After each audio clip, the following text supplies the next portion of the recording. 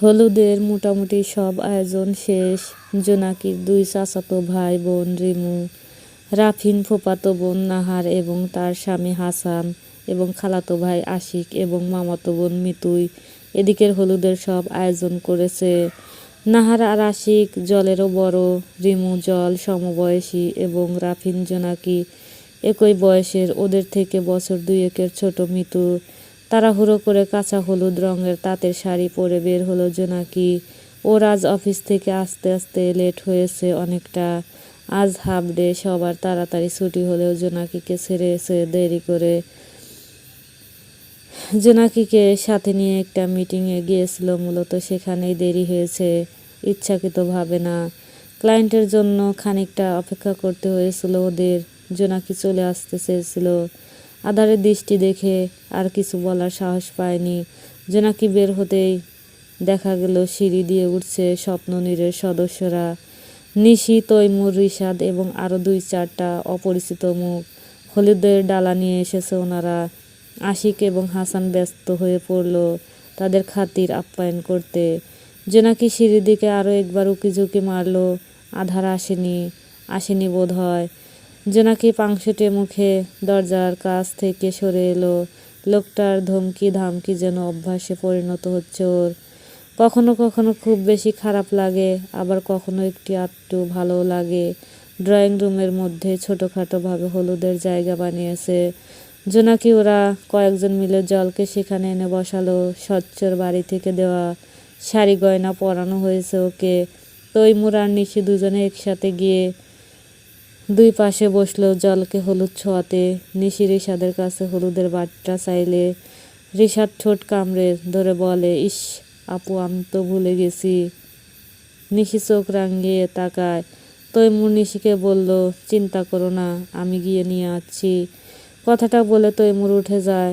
দরজার কাছাকাছি যেতেই দেখতে পেল সিঁড়ি ভেঙে এই ফ্ল্যাটের দিকে আসছে আধার, হাতে হলুদের বাটি। তৈমুর স্বস্তির শ্বাস নিয়ে এগিয়ে যায় আধারের দিকে। আধারে কাঁধে হাত রেখে বলে, যাক বাঁচালে তুমি, আমি এক্ষুনি আবার হলুদের জন্য বাসায় যাচ্ছিলাম।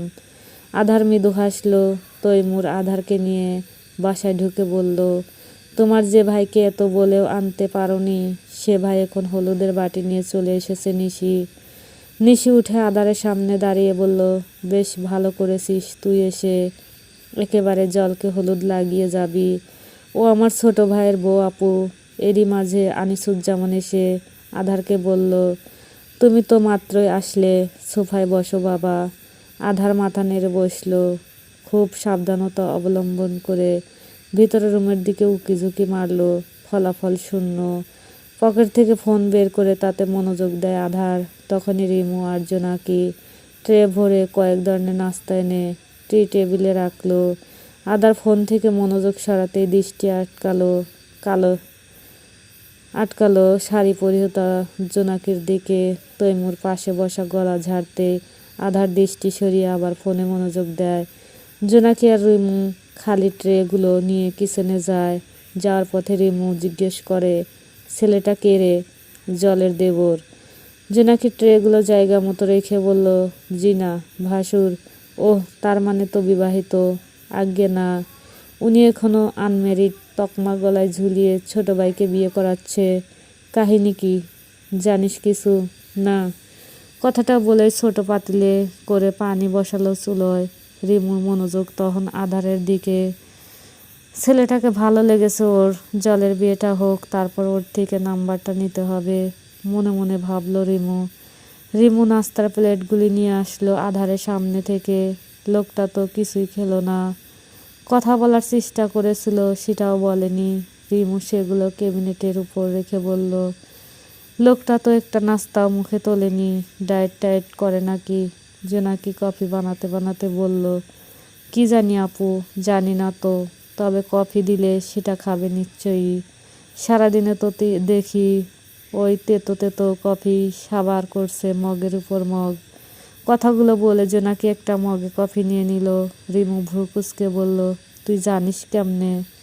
উনি আমার বস আপু, আর আমি অসহায় বালিকা, ওই রাক্সাটা গোমরামুখ মানুষটার পিয়ে, অর্থাৎ পার্সোনাল অ্যাসিস্ট্যান্ট। কথাটা বলে প্রস্থান করলো জোনাকি। রিমুর ঠোঁটে হাসি ফুটে উঠল। জোনাকির থেকেই তো তাহলে নাম্বার নেওয়া যাবে এই ভেবে তৈমুর আর নিশি জলকে হলুদ লাগিয়ে আধারের পাশে বসে আছে। জোনাকি আধারের দিকে কফির মগ এগিয়ে দিয়ে বলল, আপনার কফি। আধারে এক পলক তাকিয়ে কফির মগটা নিয়ে নিল। সেদিকে তাকিয়ে মুখ টিপে হাসলো তৈমুর। নিশিকে ইশারা করলো ওদের দুজনকে দেখতে। নিশি খেয়াল করলো দুজনকেই। প্রথম দিনের থেকে আজ অনেক পরিবর্তন দুজনের মাঝেই। যাক, আধার যে এখন আর মেয়েটার সাথে রুড বিহেভিয়ার করে না, এটাই অনেক। তৈমুর রসিকতা করে বলল, বিয়ান, আপনার এই বিয়ানের জন্য কি স্পেশাল ট্রিট? না মানে সে কফি পাচ্ছে, আমরা পেলাম না। সম্পর্কে বিয়ান তো আমরাও। জোনাকি আমতা আমতা করে বলল, না আসলে স্যার তো কিছুই মুখে তোলেনি, তাই আর কি। হ্যাঁ হ্যাঁ বুঝেছি, তোমার স্যারের জন্য স্পেশাল ট্রিট তোমার তরফ থেকে। জোনাকি লজ্জা পেল। আগ বাড়িয়ে কফি দেওয়াটা কি ভুল করলো? সবাই কি উল্টাপাল্টা ভাবছে? তৈমুর আধারকে আলতোভাবে ধাক্কা দিয়ে বলল, কি শালাবাবু, কিছু চলছে নাকি? আধার ভ্রু কুঁচকে তাকালো একবার, মুখে কিছু বলল না, চুপচাপ কফি খাচ্ছে। নিশি তৈমুরকে বলল, আহা, মেয়েটাকে লজ্জা দিচ্ছ কেন এভাবে? ভাইয়ের সাথে যারা থাকে তারা সবাই জানে ভাই কফি পছন্দ করে। দিনে 5-6 বার কফি লাগে ওর। জোনাকি তো ওর পিয়ে, ও দেখেছে ভাইকে কফি খেতে তাই দিয়েছে। তুমি মেয়েটাকে ভরকে দিচ্ছ তো একেবারে। নিশি ফের জোনাকিকে বলল, কিছু মনে করো না, ও আসলে মজা করছিল তোমার সাথে। না না ঠিক আছে, আপনারা বসুন, আমি কফি নিয়ে আসছি। জোনাকি কিচেনের দিকে পা বাড়াতে গেলে তৈমুর বলে, আমরা আবার তোমার স্যারের মতো কফি পছন্দ করি না, আমাদের চা হলে ভালো হয়। জোনাকি যেতে যেতে মাথা নাড়ল। তৈমুর নিশির দিকে ঝুঁকে বলল, কি বুঝলে, কিছু হওয়ার চান্স আছে এদের মাঝে? নিশি বেশ কিছুক্ষণ ভেবে বলল, হলেও হতে পারে, হলে খারাপ হবে না। পার্লার থেকে সেজে সবে বাড়ি ফিরল জল, সাথে রিমু গিয়েছিল। রিমু জলকে নিয়ে ওদের ঘরে বসালো। খানিক বাদে স্বচ্ছর পরিবারের সকলে চলে আসবে। জল এক পলক আয়নায় দেখলো নিজেকে। অনেক দামি শাড়ি গায়ে জড়িয়েছে সে। শাড়িটা দেখতে বেশ সুন্দর। যে পছন্দ করেছে তার পছন্দ বেশ ভালো। এর মধ্যে শোনা গেল স্বচ্ছরা চলে এসেছে। রিমু, মিতু, নাহার ওরা সকলে গেট ধরতে চলে গেল। জলের পাশে বসে রইল শুধু জোনাকি। ওর ভালো লাগছে না। এক পাশ থেকে জলকে ঝাপটে ধরে বসে আছে। দম বন্ধ হয়ে আসছে। ভীষণ রকমের কষ্ট হচ্ছে। জলকে তো আর আগের মতো করে পাবে না। কে প্রতিদিন ঘুম থেকে তুলে জোর করে নাস্তা খাইয়ে তারপর অফিস পাঠাবে? কে প্রতি বৃহস্পতিবার বিকেল অবধি বসে থাকবে জোনাকির অপেক্ষায় একসাথে দুপুরে খাওয়ার জন্য? কে প্রতি শুক্রবারে বেলা 10টা অবধি না খেয়ে জোনাকির জন্য বসে থাকবে? কাকে জড়িয়ে ঘুমাবে জোনাকি? হঠাৎই ফুঁপিয়ে কেঁদে ওঠে সে। কাঁদতে চাইছে না কিন্তু কান্নাটা আটকেও রাখতে পারছে না। বোনের কান্না দেখে জলও নিজেকে সামলাতে পারল না। খানিক বাদেই নিশি, রিমু আর মিতু ঘরে এসে দেখে দুই বোন কাঁদছে। একে অপরকে জড়িয়ে ধরে রিমু দ্রুত এগিয়ে যায়, দুজনকে শান্ত করে। জল নিশিকে দেখে সালাম দেয়। জোনাকি তখনও থেমে থেমে নাক টানছে। নিশি মুচকি হেসে জলের পাশে বসলো। হাতে কয়েকটা গহনার বাক্স। নিশি একে একে বাক্সগুলো থেকে সব গহনা বের করে জলকে পরিয়ে দেয়। রিমু, নাহার, মিতু ওরা অবাক চোখে দেখে। কোনো গহনার কমতি নেই। নাকের টানা নলকটা অবধি সোনা দিয়ে গড়ানো। নাহারের বিয়েতেও সোনার গহনা দিয়েই সাজিয়ে নিয়েছে। হাতে কানে গলায় মাথায় সব দিয়েছে, কিন্তু জলের মতো এত গহনা না। এরা বেশ খুশি হলো। মেয়েটা বেশ ভালো ঘরে যাচ্ছে। আল্লাহ স্বামী সংসার নিয়ে ভালো রাখুক, এটাই তো সকলের চাওয়া। রিমু, মিতু এক প্রকার জোর করে জোনাকিকে সাথে করে নিয়ে গেল। নিশি আর নাহার আছে জলের কাছে। স্বচ্ছর খাওয়া শেষ, এবার হাত ধোয়ানোর পালা। হাত ধুয়ে টাকা আদায় করতে হবে তো। ড্রয়িং রুমে পা রাখতেই জোনাকির সবার আগে নজর গেল আধারের দিকে। ফুল ব্ল্যাক গেট আপে বেশ ভালোই লাগছে তাকে দেখতে। আধার সোফায় বসে ফোনে কথা বলছে। দ্রুত দৃষ্টি সরিয়ে নেয় জোনাকি। রিমু মিতু ওদের সাথে চলে যায় স্বচ্ছর কাছে হাত ধোয়াতে। স্বচ্ছর হাত ধোয়ানোর সময় এক প্রকার হইচই শুরু হয়ে গেছে। স্বরগুলোর শব্দ অনুসরণ করতে আধারের দৃষ্টি পড়ে জোনাকির দিকে। কালো শাড়িতে মেয়েটাকে মনোমুগ্ধকর লাগছে দেখতে। আধারে একভাবে কিছুক্ষণ তাকিয়ে থেকে দৃষ্টি সরায়। স্বচ্ছর হাতে সাবান মাখিয়ে হাত ধরে বসে আছে জোনাকি। টাকা না দেওয়া অবধি হাত ধুয়ে দিবে না।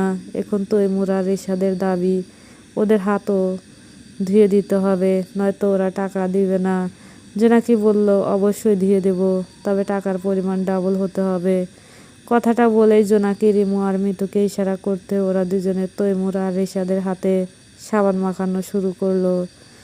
ওরা যে সত্যি সত্যি হাত ধোয়াবে ভাবেনি তৈমুর বা রিশাদ, তাই আচমকা হাতে সাবান মাখানোতে ভড়কে যায় ওরা।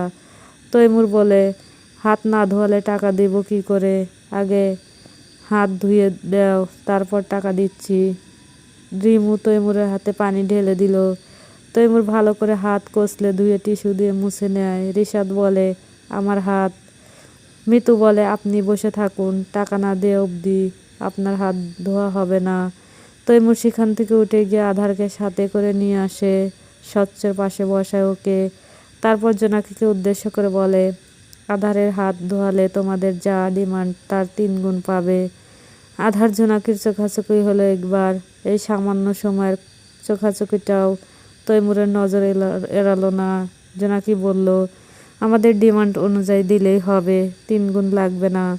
রিমু যেন সুযোগ পেল আধারকে স্পর্শ করার। ও বলল, অবশ্যই 3 গুণ লাগবে, আমি ধোয়াচ্ছি হাত। বলে আধারের দিকে গেলে আধার উঠে যেতে নেয়। তৈমুর বসতে বললে আধার চোখ রাঙিয়ে তাকায়। তৈমুর মৃদু হেসে বলে, জোনাকি যদি ধুয়ে দেয় তাহলে টাকা 3 গুণ হবে, তাছাড়া না। জোনাকি আর চোখে আরও একবার তাকায় আধারের দিকে। আধার এবার সরাসরি দৃষ্টি ফেলেই তাকিয়েছে জোনাকির পানে। কি হলো, ধোয়াও আধারের হাত? কথাটা বলে তৈমুর ঠোঁট কামড়ে হাসে। আধার তখনও জোনাকির দিকে তাকানো। জোনাকি শক্ত কণ্ঠে বলে, এখানে বর স্বচ্ছ ভাইয়া, আমরা তার হাত ধুয়েই টাকা নেব। আধারের হাত ধোয়ালে 3 গুণ পাবে বললামই তো, নয়তো 1 টাকাও না। আমরা নিজেরাই নিজেদের হাত ধুয়ে নিতে পারি। জোনাকি স্বচ্ছর হাত ছেড়ে দিয়ে উঠে দাঁড়ায়, বলে, লাগবে না টাকা। জোনাকি চলে যাওয়ার জন্য 2 কদম বাড়াতেই রিমু বলে, আমি ধুয়ে দিচ্ছি হাত। থেমে যায় জোনাকি। রিমু কি সত্যি সত্যি ধুয়ে দিবে হাত? স্পর্শ করবে আধারকে? পেছন ফিরে আবার তাকায় জোনাকি। তৈমুর মৃদু হাসে জোনাকির চাহনি দেখে, তারপর বলে, উহু, এই চান্স শুধু জোনাকির। রিমু বিরক্ত হলো। যে হাত ধোয়াতে চায় না তাকে দিয়ে জোর করে কেন ধোয়াবে? ও নিজে তো চাচ্ছে ধুয়ে দিতে, তাহলে ওকে ধোয়াতে দিবে না কেন? আশ্চর্য। মিতু এবার জোনাকিকে জোর করতে থাকে হাত ধোয়ানোর জন্য, না হলে 1 টাকাও পাবে না ওরা। মিতুর রিকোয়েস্ট ফেলতে পারে না জোনাকি। ফের আধারের মুখোমুখি গিয়ে বসে, তারপর বলে, দেখি আপনার কোটের হাতা উপরে তুলুন। আধার বাধ্য ছেলের মতো নিজের ডান হাতের কোটের হাতা টেনে উপরে তোলে। জোনাকি আশ্চর্য হয়ে তাকায়। কিছুক্ষণ আগে রিমু হাত ধোয়াতে যাওয়ার সময় তো উঠে চলে যাচ্ছিল, তাহলে জোনাকির বেলা যাচ্ছে না কেন? উল্টো জোনাকি কোটের হাতা তুলতে বলতেই সাথে সাথে হাতা তুলে ফেলে। রিমু দাঁতে দাঁত চেপে ধরল। ব্যাপারটা ওর নিজেরও নজর এড়ায়নি। তৈমুর তো প্রথম থেকে মজা নিচ্ছে। জোনাকি কোনো কথা না বলে চুপচাপ আধারের হাতে সাবান মাখিয়ে ধুয়ে দেয়। রিমু স্বচ্ছর হাত ধুয়ে দেয়। মিতু বলে, এবার আমাদের টাকা। তৈমুর পকেট থেকে টাকা বের করে জোনাকির হাতে দেয়। জোনাকি টাকা নিয়ে চলে আসতে নিলেই শাড়ির আঁচলে টান বাজে। পিছন ফিরে তাকায় জোনাকি। আধার জোনাকির শাড়ির আঁচল টেনে তা দিয়ে হাত মুছে বলল, হাত মোছাতে ভুলে গিয়েছিলে। কথাটা বলে আধার নিজেই সেখান থেকে উঠে চলে যায়। আহাম্মক হয়ে দাঁড়িয়ে রয় জোনাকি। মুচকি হাসে তৈমুর। অন্যদিকে রাগে ফেটে পড়ে রিমু। বিদায়ের বেলা ঘনিয়ে আসতে বুক ভার হয়ে আসে জলের।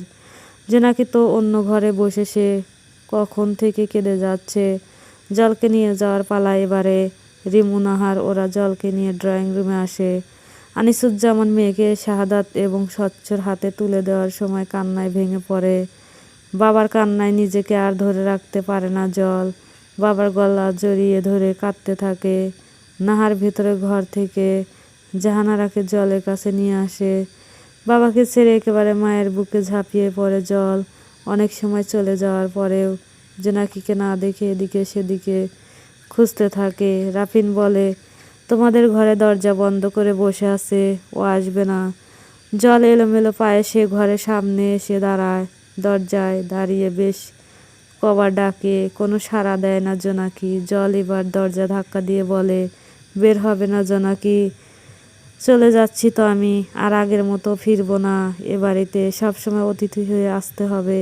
দেখ জোনাকি, কাঁদছি আমি, এখনো দরজা খুলবি না তুই? জোনাকির কোনো সাড়া নেই। নাহার জলকে নিয়ে চলে আসার জন্য ঘুরতে খট করে দরজা খোলার শব্দ হয়। জল পিছনে ঘোরার আগেই জোনাকি পিছন থেকে ওকে ঝাপটে ধরে শব্দ করে কাঁদে। বলে, তুই যাস না আপুই, আমার রাতে ঘুম হবে না তো? তুই জানিস না আমার একা ঘরে ঘুমাতে ভয় লাগে। আমি কাকে নিয়ে ঘুমাবো? ভয় পেলে কে আমাকে সাহস দেবে? প্লিজ আপুই, তুই যাস না আমাকে ছেড়ে। জল কাঁদছে, কাদার ফলে কিছু বলতে পারছে না। এদিকে রাত হয়ে আসছে, এবার ওকে নিয়ে যাবার পালা। নিশি এসে আগলে ধরে জলকে, চলে যেতে চায় বাসা থেকে। জোনাকি সেখানে দেওয়ালে পিঠ ঠেকিয়ে বসে থাকে। সিঁড়ি অবধি যেতেই জ্ঞান হারায় জল। তৈমুর ইশারা করতে স্বচ্ছ জলকে কোলে তুলে নিয়ে নেমে যায় সিঁড়ি দিয়ে। জাহানারা এবং আনিসুজ্জামান দুজনে গাড়ি অবধি এসে মেয়েকে বিদায় দেয়। ফুলে সজ্জিত কক্ষে বসে ঘুমে ঢলছে জল। এ ঘরে ওকে বসিয়ে দিয়ে গেছে ঘন্টা 2 হবে। পুরো ঘরে মোমবাতির আলোয় আলোকিত। ফুলের গন্ধে মোমো করছে ঘরটা। এদিকে ঘুমে তাকাতে পারছে না জল। এক পর্যায়ে গুটি গুটি মেরে শুয়ে পরে জল। ঘুমানোরও পাক্কা 40 মিনিট পর দরজা খুলে ঘরে ঢুকে স্বচ্ছ ধীর পায়ে এগিয়ে আসে বিছানার কাছে। দেখতে পায় জল ঘুমাচ্ছে। চোখ মুখে ক্লান্তির ছাপ স্পষ্ট। স্বচ্ছর ইচ্ছা করলো না জলকে জাগাতে, তাই নিঃশব্দে নিজে গিয়ে ফ্রেশ হয়ে আসলো। নীরবে বিছানায় উঠে জলের দিকে ঝুঁকে দেখতে লাগলো অপলক। চোখ মুখে গরম নিঃশ্বাস পড়ায় ঘুম ভেঙে যায় জলের। মুখের সামনে স্বচ্ছকে ঝুঁকে থাকতে দেখে তাড়াহুড়ো করে উঠে বসে। অপ্রস্তুত হয়ে যায় স্বচ্ছ।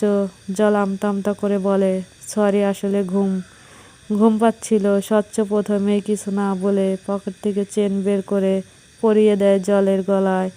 তারপর বলে, সমস্যা নেই, ঘুমাও। তোমাকে দেখেই তো ক্লান্ত মনে হচ্ছে। জল ভয়ার্ত স্বরে প্রশ্ন করে, ঘুমাবো? হ্যাঁ, শুয়ে পড়ো। জল আবার গুটি সুটি মেরে শুয়ে পড়ে। শরীর কাঁপছে ওর। স্বচ্ছ নিজেও জলের পাশে শুয়ে জলকে টেনে নিজের কাছে নিয়ে আসে। বুকের সাথে জড়িয়ে নিয়ে বলে, এতদিন কোলবালিশ জড়িয়ে ঘুমিয়েছি, এখন আস্ত একটা বউ আছে, তাই রোজ বউকে জড়িয়েই ঘুমাবো। কথাটা বলে আলতো করে চুমু খায় জলের কপালে। লোকটার স্পর্শে কাঁপুনি শুরু হয় জলের। কপাল থেকে ঠোঁট সরিয়ে ঠোঁটে কয়েক সেকেন্ডের জন্য চুমু খেয়ে জাপটে ধরে শুয়ে পড়ে। তারপর আবার চোখ খুলে বলে, আজ ক্লান্ত তুমি, তাই আজকের দিনটা ছাড় দিলাম। এরপর আর নো ছাড়াছাড়ি। আজ রাতটা ঘুমাও, কাল থেকে অনলি ভালোবাসা বাসি। হাতে গোলাপি রঙের জর্জেট ওড়নার এক টুকরো ছেঁড়া অংশ নিয়ে বসে আছে আধার। জোনাকির ওড়নার অংশ এটা। কাল জোনাকিকে নিয়ে একটা মিটিংয়ে গিয়েছিল ও। সেখান থেকে ফিরতে ফিরতে লেট হওয়াতে নিজেই জোনাকিকে বাসায় পৌঁছে দেয়, কেননা ওর তাড়া ছিল বাসায় যাওয়ার। জলের হলুদ যে তাড়াহুড়ো করে গাড়ি থেকে নামতে গিয়ে এই অংশটা গাড়ির দরজার সাথে আটকা পড়ে ছিঁড়ে যায়। সেখান থেকে ছাড়িয়ে নিয়েছে এটা। খুবই তুচ্ছ একটা জিনিস, কিন্তু আধারের কাছে বেশ মূল্যবান মনে হচ্ছে। খুব যত্নে রেখেছে এই একদিন। হুট করে আধারে মনে পড়ে গেল আজ বিকেলের ঘটনা। জোনাকির আঁচল টেনে হাত মুছাটা যেন দুর্দান্ত একটা মোমেন্ট ছিল আধারের কাছে। মেয়েটা যখন ভয় ভয় চেহারা নিয়ে তাকায় ওর দিকে, তখন মেয়েটার এই ভয়ার্ত চেহারায় হারিয়ে যেতে ইচ্ছে করে আধারের। মনে হয় অনন্তকাল এই মেয়েটার মায়ায় পড়ে কাটিয়ে দিতে পারবে ও। আধারের এই সকল ভাবনার মাঝে ওর পাশে বসে তৈমুর। আধার দ্রুত ওড়নার অংশটা হাতের মুঠোয় বন্দি করে ফেলে। তা দেখে তৈমুর নিঃশব্দে হাসে। আধার বলে, কিছু বলবে তৈমুর ভাই? রাত তো অনেক হয়েছে শালাবাবু, এখনো না ঘুমিয়ে সুইমিং পুলে বসে বসে কি এত ভাবছো? এমনি বসে আছি, স্বচ্ছ তোমার ছোট ভাই, অথচ দেখো সে ছক্কা মেরে দিয়েছে। এই মুহূর্তে বউ নিয়ে বাসর ঘরে আছে, আর তুমি বড় ভাই হয়ে একটা মেয়ের ওড়নার ছেঁড়া অংশ হাতে করে সেই মেয়েটাকে নিয়ে ভাবছো। প্রত্যুত্তরে কিছু বলে না আধার। তৈমুর ফের বলে, মিস করে গেলে শালাবাবু, আজকে বিয়েতে মত দিলে তুমিও এখন বউ নিয়ে বাসর ঘরে থাকতে, অন্য মেয়ের চিন্তা ভাবনা মস্তিষ্কে নিয়ে সুইমিং পুলে বসে থাকতে না? সেরকম কিছু না। কেমন কিছু তাহলে? উত্তর করলো না আধার। তৈমুর ঠোঁট কামড়ে হাসে। আধার এই মুহূর্তে কিছু একটা বলবে সেটা শিওর তৈমুর, তাই তো চুপচাপ পাশে বসে রইল। কিছু মিনিট গড়াতে আধার থমথমে গলায় বলল, আই থিঙ্ক আই ওয়ান্ট হার। কথাটা বলে আর এক মুহূর্ত বসে থাকলো না। আধার হনহনিয়ে চলে যায়। তৈমুর সেখানে বসে আধারের চলে যাওয়া দেখে মৃদু হাসল তৈমুর। এই দুজনের জুটি হলে ভালোই মানাবে বলে মনে করলো তৈমুর। আধার জোনাকিকে তো পাশাপাশি কাছাকাছি বেশ লাগে ওর। প্রচণ্ড জ্বরে কাবু জোনাকি। দুদিন হলো অফিস কামাই যাচ্ছে জল আর স্বচ্ছ কালকে বাসা থেকে ঘুরে গিয়েছে। আনিসুজ্জামানকে নিয়ে হসপিটালে যাওয়ার ডেট আজকে, অথচ জোনাকি বিছানা থেকে উঠতে পারছে না। ক্লান্ত শরীর নিয়ে জ্বর এখন কিছুটা কম থাকলেও শরীর এখনও দুর্বল। জাহানারা বেশ কিছুক্ষণ বসে জোনাকির মাথায় জলপট্টি দিচ্ছে। জ্বর হালকা হয়ে এসেছে অনেকটা। জাহানারা বলল, আজকে তো তোমার বাবাকে নিয়ে হসপিটালে যাওয়ার কথা ছিল, তুই তো অসুস্থ আজ, তুমি বাবাকে নিয়ে যাও, আমার সমস্যা হবে না, তোকে একা রেখে। জ্বর নেই তো, তুমি যাও। জাহানারা আর দ্বিমত করলো না, আনিসুজ্জামানকে নিয়ে বেরিয়ে পড়লো হসপিটালের উদ্দেশ্যে। জোনাকি ভালো করে দরজা লক করে আবার বিছানায় গিয়ে কাঁথা মুড়ি দিয়ে শুয়ে পড়লো। ঘন্টা 3 বাদে জাহানারার নাম্বারে ফোন করে খোঁজ নেয় জোনাকি। 12 নম্বর সিরিয়াল আছে, এখন 10 চলছে। তীব্র রিংটনের শব্দে ঘুম ভেঙে যায় জোনাকির। মুখের উপর থেকে কাঁথা সরিয়ে ফোন রিসিভ করতে ওপাশ থেকে একজন লোক বলল, হ্যালো, হ্যাঁ শুনতে পাচ্ছেন, আপনি কি জোনাকি বলছেন? একজন ভদ্রলোক এবং মহিলা অ্যাক্সিডেন্ট করেছে, হসপিটালে নেওয়া হচ্ছে। ফোনটা ওনাদের থেকে পেয়েছি। আপনি কি ওনার পরিচিত? কাইন্ডলি ওনাদের পরিবারকে খবরটা জানিয়ে দিবেন। মুহূর্তে ঘুম ছুটে যায় জোনাকির। শোয়া থেকে উঠে বসে, দু হাতে চোখ কষলে ভালো করে নাম্বারটা দেখে। আনিসুজ্জামানের নাম্বার। সারা শরীর থরথর করে কাঁপতে শুরু করে জোনাকির। ততক্ষণে ফোনের ওপাশের ব্যক্তি হ্যালো হ্যালো করছেন। জোনাকি কাঁপা কাঁপা স্বরে জিজ্ঞেস করলো, কোন হসপিটাল নেওয়া হচ্ছে? আপনি কে হন ওনাদের? জোনাকি কান্নারত স্বরে বলল, মেয়ে। লোকটা সময় না নিয়ে দ্রুত হসপিটালের নাম বলে ফোন রেখে দেন। জোনাকির অবস্থা পাগল প্রায়। কি করবে, কাকে বলবে ভাবতে ভাবতে কয়েক সেকেন্ড গড়ালো। বিছানার কাছ থেকে ওড়নাটা গায়ে জড়িয়ে ফোন আর পার্স নিয়ে ফ্ল্যাট তালা মেরে নিচে নেমে যায় দ্রুত। আধ ঘন্টার মাঝে হসপিটালে পৌঁছে যাবার নাম্বারে ফোন দেয় জোনাকি। সেই লোকটা ফোন রিসিভ করে 3rd ফ্লোরে ওটির সামনে যেতে বললেন। জোনাকি লিফটের কথা বেমালুম ভুলে সিঁড়ি বেয়ে দৌড়ে পড়ে ওঠে। গায়ে তখন হালকা জ্বর থাকায় কয়েক সিঁড়ি উঠতে ক্লান্ত হয়ে পড়ে, কিন্তু থেমে থাকে না ও। ওটির সামনে গিয়ে দাঁড়াতে একজন মধ্যবয়স্ক মহিলা এবং পুরুষ এগিয়ে আসে জোনাকির দিকে। মহিলাটা প্রশ্ন করেন, তুমি জোনাকি?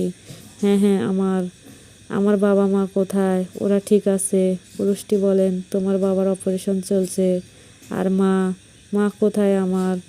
মহিলাটা জোনাকিকে এক পাশ থেকে আগলে নিয়ে বলে, শান্ত হও মা, তোমার মা বেঁচে নেই, স্পট ডেথ। পুরো দুনিয়াটা অন্ধকার হয়ে এলো জোনাকির। জাহানারা নেই কথাটা মাথায় আসতে মা বলে চিৎকার করে কেঁদে উঠল।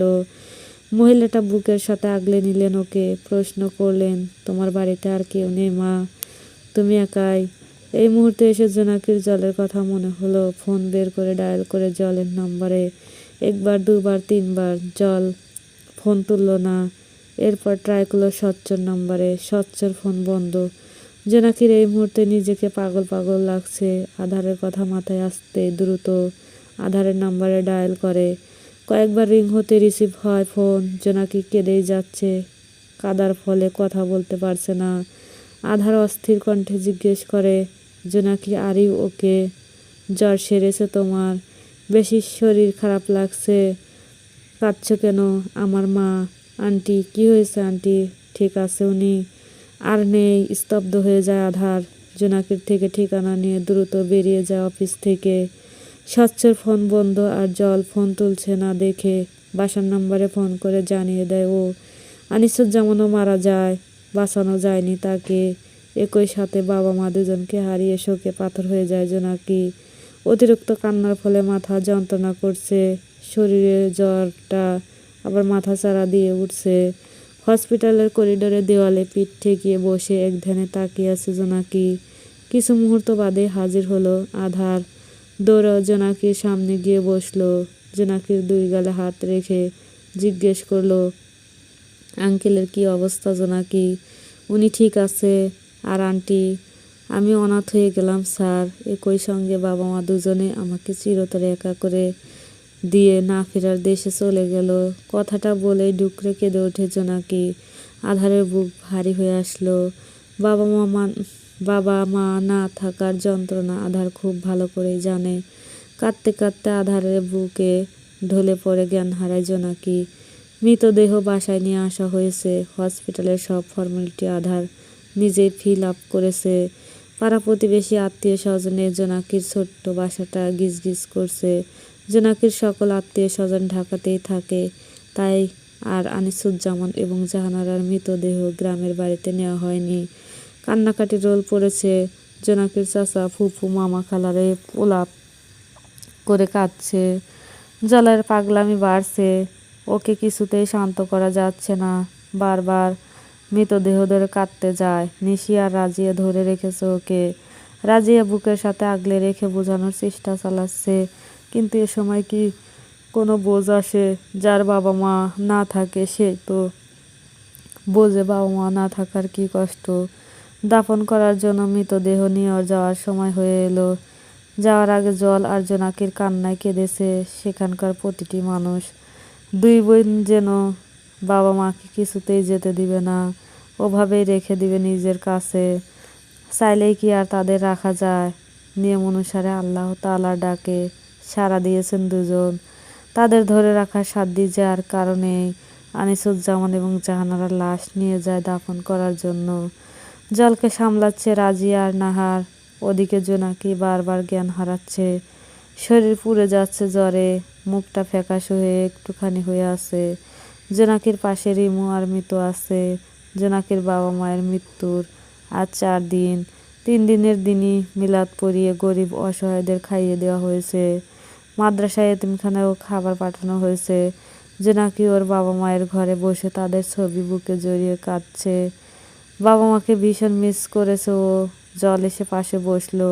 ও এখন নিজেকে সামলে নিয়েছে খানিকটা জোনাকির জন্যই। জল যদি এখন জোনাকির সামনে কান্নাকাটি করে তাহলে জোনাকিকে সামলাবে? জোনাকির যে দুনিয়াতে এখনো ছাড়া আর কেউ নেই, এই চিন্তা করে নিজেকে শক্ত করেছে জল। তবু আড়ালে আবডালে ঠিকই কেঁদে বুক ভাসাচ্ছে বাবা মায়ের জন্য। জোনাকি ছবিটা বুকে জড়িয়ে ধরে ফুপিয়ে কাঁদছে। জল কাঁধে হাত রেখে বলল, কাঁদিস না জোনাকি, কত বোঝাবো বল? এভাবে কাঁদলে যে বাবা মাও কষ্ট পাবে। ওরা তো আমাদের সবসময় হাসি খুশি দেখতে চেয়েছে। এখন আমরা যদি কেঁদে বুক ভাসাই তাহলে ওরা শান্তি পাবে। হয়তো শারীরিকভাবে আমাদের কাছে নেই, কিন্তু আত্মিকভাবে তো আমাদের কাছেই আছে বল। মিশে আছে তো আমাদের আত্মার সাথে। আমার ভীষণ কষ্ট হচ্ছে আপুই। আমাকে একা করে কেন চলে গেল বাবা মা? আমাকেও তো সাথে নিতে পারতো বল। আমি কিভাবে থাকবো ওদের ছাড়া? জল বোনকে বুকে ঝাপটে ধরে ফুঁপিয়ে কেঁদে উঠল। নিশি আর রাজিয়া ঘরে বসে আছে। সে সময় দুই বোনকে কাঁদতে দেখে কাছে এগিয়ে যায় ওরা। রাজিয়া জলকে কঠোর স্বরে বলে, তোমাকে না বলেছি একদম কাঁদবে না? তুমি কাঁদলে জোনাকিকে কে সামলাবে? শাশুড়ি মৃদু ধমকে জল কান্না থামায়। রাজিয়া জোনাকির পাশে বসে ওর মাথায় হাত বুলিয়ে বলে, কেঁদো না, আল্লাহর কাছে দোয়া করো যাতে ওনারা জান্নাতবাসী হয়। আর তুমি একা? কে বলেছে? জল, তোমার বড় বোন আছে না? আমরা সবাই আছি না?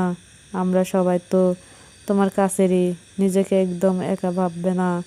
জোনাকি তখনও ফোঁপাচ্ছে। নিশি জোনাকির মাথায় হাত রেখে বলল, এখন রেডি হও তো, আজ থেকে তুমি আমাদের সাথে স্বপ্ন নিরেই থাকবে।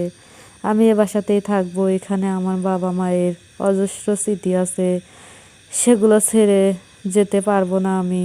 তুই একা থাকতে পারবি না জোনাকি, তুই আমার সাথেই থাকবি। তোকে একা রাখবো না আমি, প্লিজ আপুই। আমি যাব না। বাবা মায়ের এই শেষ স্মৃতি চিহ্নটুকু আগলেই বাঁচতে চাই আমি। এইটুকু থেকে দূরে সরাস না আমাকে। বাসাটা তো তোমাদেরই থাকবে। যখন ইচ্ছা হবে এসে দুবোন ঘুরে যাবে, সমস্যা নেই তো। রাজের কথা নিশি আর জল সম্মতি জানায়। স্বচ্ছ ঘরে প্রবেশ করে তখন জোনাকিকে এখনো ওভাবে বসে থাকতে দেখে বলল, কি ব্যাপার, এখনো রেডি হওনি? জোনাকি স্বচ্ছকে বলল, ভাইয়া সবাইকে বোঝান না আমি যাব না। আমি আমাদের বাড়িতেই থাকবো, আমার কোনো সমস্যা হবে না। সে কি কথা জোনাকি, তুমি ভাবলে কি করে তোমাকে একা ফেলে আমরা চলে যাব? জলদি রেডি হও, কয়েকদিন পর আবার আমরা সবাই মিলে এসে বাড়ি থেকে ঘুরে যাব। সবার এত এত অনুরোধ আর ফেলতে পারে না জোনাকি। জোনাকি দুইজনে মিলে জোনাকির সকল প্রয়োজনীয় জিনিসপত্র গোছগাছ করে নেয়। তারপর সবাই একসাথে বেরিয়ে পড়ে স্বপ্ন নীড়ের উদ্দেশ্যে চলবে।